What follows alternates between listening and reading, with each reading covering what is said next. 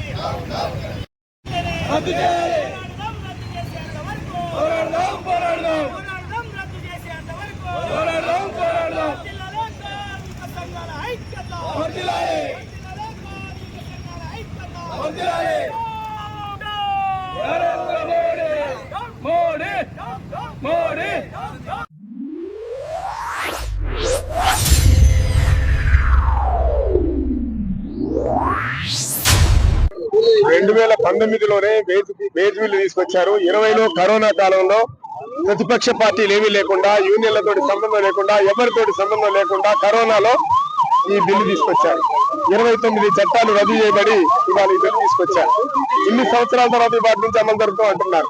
ఇప్పటికే బీహార్ లో, గుజరాత్ లోని సూరత్ లో, మిగతా అనేక ఒరిస్సాలో, మిగతా ఆంధ్రాలో అనేక చోట్ల ఆందోళనలు జరుగుతూ ఉన్నాయి. 8 గంటలు 12 గంటలకు మార్చారు.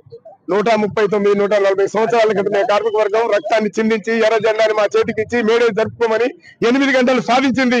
అలాంటి 8 గంటల్ని 12 గంటలు మార్చడానికి సిగ్గు లేదు. వీరందరూ ఇళ్లలో భార్య మొహాలు చూసుకుంటారని మాట్లాడుతున్న పెద్ద మనుషుల్ని ఏమన్నాం? కార్మిక వర్గం ఊరుకుంటుందా? ఇప్పటికే ఆందోళనలు మొదలైనవి. తిరిగి విప్పురాదు ఊరుకుంటుందనే విషయాన్ని తెలియజేస్తున్నా. రైతులు ఇదే సమయంలోనే రైతులు 3 చట్టాలు తీసుకొస్తే 700 చనిపోయి సంవత్సరంన్నర దాకా ఆందోళన చేసి వెనక్కి తీసుకోమని చేశారు. మేము కార్మిక వర్గం స్తంభింపజేస్తే ఉత్పత్తి స్తంభింపజేయబడుతుంది, వెంటనే వెనక్కి పోవాల్సిన పరిస్థితి వస్తుంది. తస్మాత్ జాగ్రత్త. ఇప్పటికే ఉద్యమాలు ప్రారంభమయ్యాయి.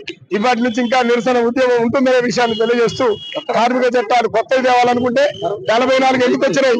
ఏ అవసరమైన షాప్స్ అండ్ ఎస్టాబ్లిష్మెంట్ యాక్ట్ కూడా వచ్చింది. తర్వాతనే 2000 తర్వాత ఒక చట్టం వచ్చింది, అతను చేయవచ్చు.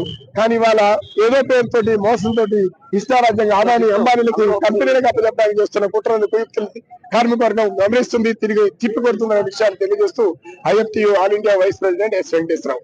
భారతదేశంలో ఉన్న 50 కోట్ల కార్మికులకు మరణ శాసనాలుగా, ఉరితాళ్లుగా మార్చి ఆ 4 లేబర్ కోడ్లను నరేంద్ర మోడీ ప్రభుత్వం విడుదల చేయనుంది.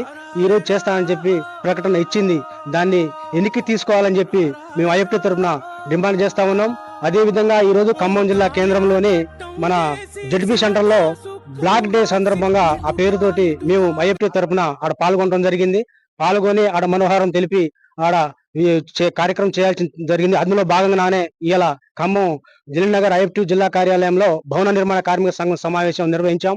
ఈ సమావేశం ఉద్దేశం, దీని ఆలోచన విధానం ఏమిటి అని అంటే, ముందు వర్గం కార్మికులు ఎన్నో పోరాటాలు చేసి రక్తాలు చిందించి ప్రాణాలు అర్పించి వాళ్ళు ఎన్నో పని దినాలుగా కూడా కోల్పోయి వాళ్ళు ఆశామేషకు వచ్చిన 29 కోట్లు కావి ఎన్నో కష్టాలు పడి తిని తినక చెమట వచ్చి రక్తం చిందించి ఎన్నో దినాలు పని కోల్పోయిగా కూడా వాళ్ళు ఆ గత ముందు కార్మిక వర్గం పోరాడి సాధించిన 44 చట్టాలని ఈ నరేంద్ర మోడీ ప్రభుత్వం, బీజేపీ ప్రభుత్వం 2014లో అధికారంలో వచ్చిన కాడ నుంచి ఒక్కొక్కటిగా రైల్వే కాడ నుంచి మన హిమాలయ కాడ నుంచి అదేవిధంగా కార్మికుల మీద పడి ఒక్కొక్కటిగా ఉచ్చులు వేస్తూ ఒక్కొక్క చట్టాన్ని దూరం చేసి ఇప్పుడు ఈ మూడోసారి అధికారంలోకి వచ్చినాక 44 చట్టాలని 29 చట్టాలుగా మార్చి అందులో నుంచి కేవలం 4 లేబర్ కోడ్లను మాత్రానికి ఉరితాళ్లుగా తీసుకొచ్చింది. దాన్ని రద్దు చేయాలని చెప్పి ఇవాళ దేశవ్యాప్తంగా, రాష్ట్ర వ్యాప్తంగా కార్మికులు బ్లాక్ డేగా ధర్నాలు విజయవంతాలు చేస్తున్నారు. కార్మికులు జిల్లా కేంద్రంగా, మండల కేంద్రంగా, రాష్ట్ర కేంద్రంగా చేస్తా ఉన్నారు. వాళ్ళకి ముందుగా నేను విజయవంతం చేసిన వాళ్ళకి ముందు కృతజ్ఞతలు తెలియజేస్తా ఉన్నాను.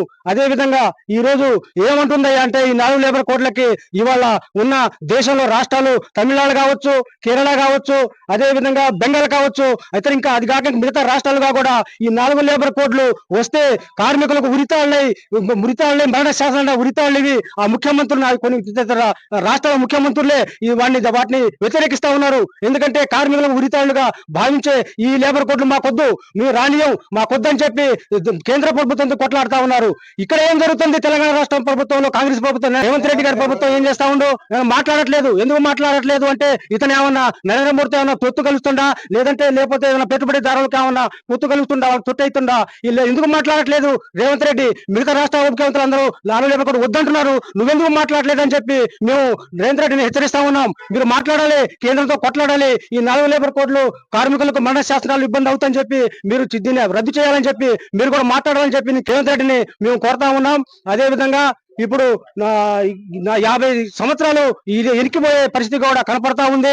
అదే విధంగా ఇప్పుడు ఈ మన దేవాలయాలు కావచ్చు, అదే విధంగా సంస్థలు కావచ్చు, వాటిల్లో బిల్డింగ్ కడితే మా భవన నిర్మాణ కార్మికులట సెస్సులు ఇవ్వరట, ఆ నుంచి చచ్చినా కూడా పట్టించుకోరట.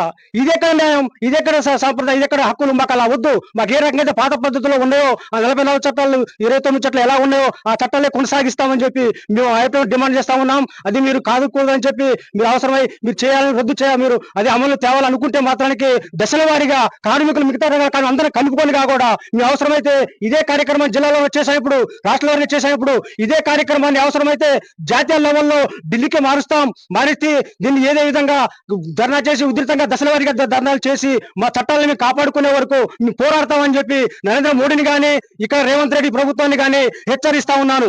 నా పేరు గుగులోత్ పటేల్, IFTU భవన నిర్మాణ కార్మిక సంఘం ఉపాధ్యక్షుడు.